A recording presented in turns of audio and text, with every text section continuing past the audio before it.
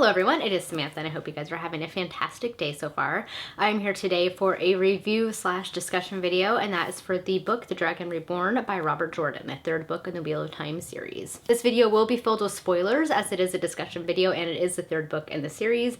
It's kind of hard to avoid not mentioning spoilers at this point. So if you have not read the book yet and you don't want to be spoiled, then this is not the video for you. But if you have read the book or you don't mind being spoiled, then by all means keep watching.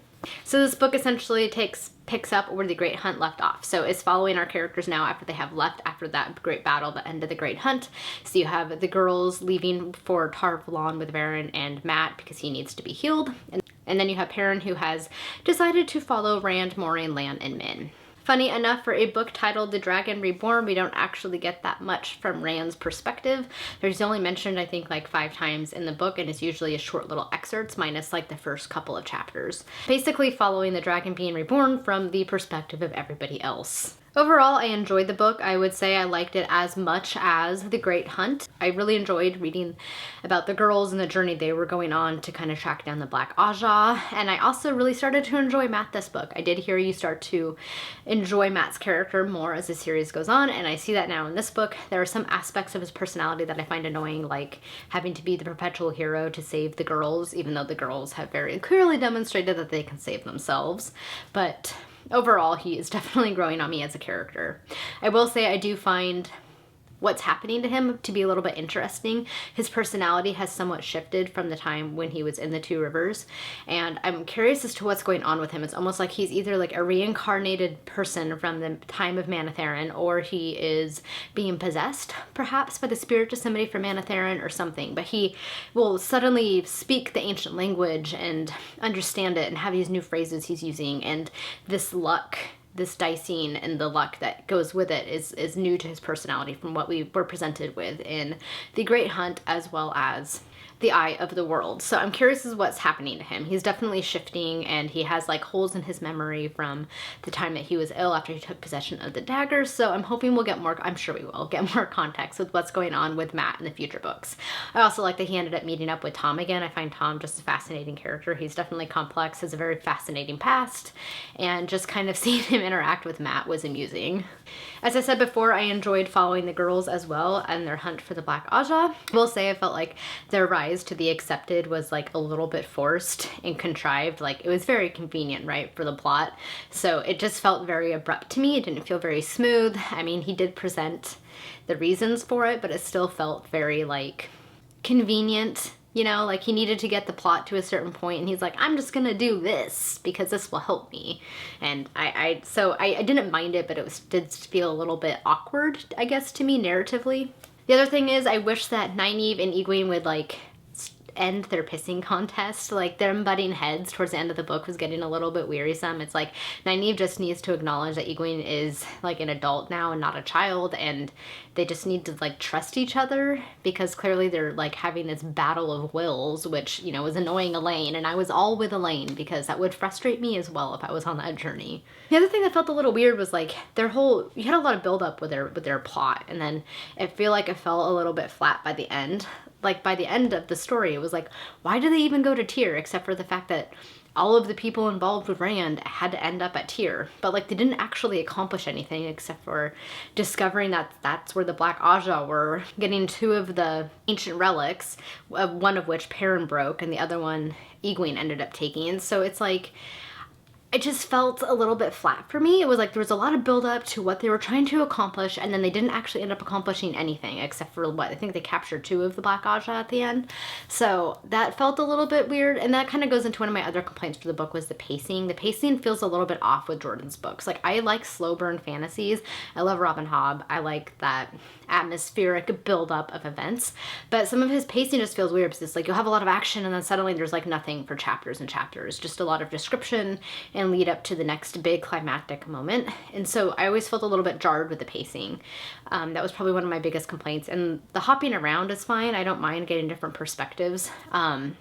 But it feels like he's trying to cram a lot into such like a small book, because this one's like 680 pages in the copy that I have. And so I feel like he's trying to cram a lot into like 600 to 1,000 pages. And I don't really know how else to describe it. Just that the pacing just feels off to me personally.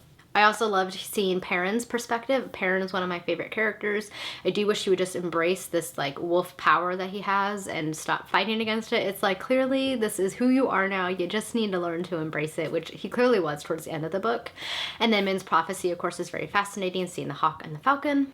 Zareen is obviously the falcon, and I'm assuming the character we were introduced to at the end of the book, which is Burlaine, the first of the Mayan, which I'm probably doing some of these pronunciations incorrectly, but she was being described as wearing like hawk regalia, so I'm assuming she's the hawk from Min's prophecy. So I'm assuming Zareen as kind of like a good character. She seems like morally gray as you're reading the book and you're not quite sure if she's going to be good or bad because Perrin's not even sure himself, but it seems like she's going to be like the good aspect for Perrin, and perhaps this other character is going to be the bad aspect that Min's like run from her.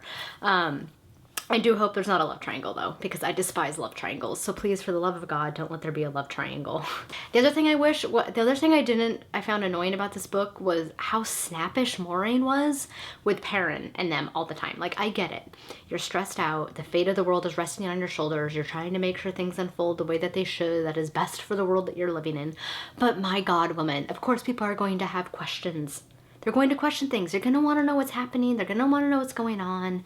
And just her snappishness and irritability was getting on my nerves as the book went on. I mean, Perrin, yes, was obviously not treating her the kindest because he's frustrated, but at the same time, it's like, Moraine, come on. And I do wish we would have more Moraine perspective chapters like we did a little bit in The Great Hunt, because having that context of what she's thinking and going through and planning would help me as a reader to kind of understand her character more. I do know I have 13 more books, so the odds are very much in the favor that we will have more Moraine and Lan chapters, but in this book itself, I just felt really annoyed with her. The other thing that I really enjoyed about this book was all of the references to the Arthurian legends. That's one of my favorite things as an Arthurian legend lover, is to kind of see fantasy authors draw from those legends and put them in their own book. So obviously the Sword of Kalendor and that whole legend is very reminiscent of the Sword and the Stone and Excalibur, so that was kind of cool to see. Andor, of course, is very much, as I said before, reminiscent to me of Camelot. You have Queen Morgase, who is very similar to the name Morgaine, which is King Arthur's sister. And then you have Galad and Gawain, which are very similar to Galahad and Gawain from the Arthurian cycle. Though I will say Galad is not acting like Galahad from the Arthur stories, but acting more like Lancelot. Not a big Lancelot fan, so we'll see how things go for Galad for me. And then, of course, you have Archer Hawkwing, who is obviously very reminiscent of King Arthur himself, particularly with what he was trying to build. But I really found the chapters where Matt was in Andor really fascinating. Clearly, this advisor to the Queen, Raven, is one of the Forsaken. Like, it was pretty apparent to me, given that all of the Forsaken were kind of released and were taking up positions of power in each of the major cities of this world. It seemed pretty obvious to me that Raven was also one of the Forsaken, particularly how he was acting and wanted, like, Elaine to be killed. And I kind of suspect that the Queen doesn't necessarily trust him as much as people think. I think she's having to do what she needs to do to kind of protect herself and her people, but given the cryptic message that Matt was too stupid to understand, I would say that she is not quite as snowed as Raven probably thinks she is. And that was kind of the other twist that I really enjoyed about this book, was the Forsaken kind of being released and seeing them take up positions of power in all of the cities. Like, that was kind of a cool plot point. And as well, I really loved the twist at the end of Balismon not being the Dark One, but actually being Ishmael, which is one of the other Forsaken. I didn't see that coming. I didn't even like think to question it. And like Moraine's revelation, like, this is just a body, that's not going to be him. He's like always present. Like, just her description of the Dark One I found like interesting, and like some things clicked in my head, and I was like, oh, okay, that's kind of a cool twist of it being Ishmael. So yeah, overall, I am really enjoying the book. There is like a lot of different character perspectives that I'm really eager to see in the future books, like what's going on with the White Cloaks, what happened to the Shan-Chan, what happened to like what happens to the people after Matt blows the horn of Valir. Like, where do they go? They came to Fat and then they disappear back into the ether again. Like, I'm just intrigued by like all of the different things happening in this world and how it's all going to culminate, all of the different plots, and I'm definitely enjoying this series quite a bit.